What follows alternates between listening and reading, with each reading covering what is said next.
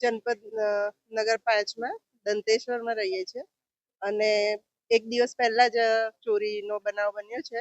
Complain આપી અને આજે 12:15 જ થયા હતા. કૂતરાઓ ભસવાનો અવાજ આવ્યો અને અમે લોકો બહાર આગળની તરફ જોતા હતા તો અમારી પાછળની તરફ અમારી જાળી ફરી જ્યાં પહેલા દિવસે કાપી હતી ત્યાં જ ફરી થયું. અમારા ઘરને અવારનવાર આ 1 મહિનામાં 5મી વાર ટાર્ગેટ બનાવવામાં આવ્યું છે. મમ્મી પપ્પા બેવ સિનિયર સિટીઝન છે અને એમની સાથે મારા એક સિસ્ટર રહે છે. તો અમે પોલીસ કમ્પ્લેન પણ કરી છે પણ છતાં ત્યાંથી અમને કોઈ રિસ્પોન્સ મળ્યો નથી હજુ સુધી. આજે પણ અમે કોલ કર્યો ત્યારે પણ કોઈ રિસ્પોન્સ નતા આપતા. આખરે અમે કહ્યું કે હવે અમે ઉપર સુધી જઈશું ત્યારે આયા છે પણ હજુ પીઆઈ નો કોઈ અતોપતો નથી.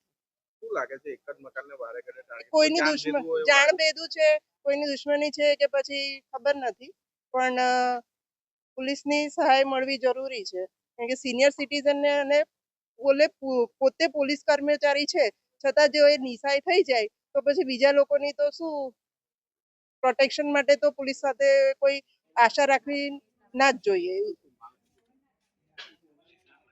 એકદમ ચુસ્ત બંદોબસ્ત એટલે કે કડક પેટ્રોલિંગ થવી જોઈએ જેવી પહેલા થતી હતી. આટલા બધા ચોરીના બનાવ થાય છે રોજે રોજ 10 થી 15 થાય છે છતાં પોલીસ કોઈ કાર્યવાહી નથી કરતી તો એનો મતલબ શું થયો? જો જનતા સુરક્ષિત નથી તો તમે શું કામ રહો છો? ખાલી પગાર લેવા છો? ગાયત્રી પવાર.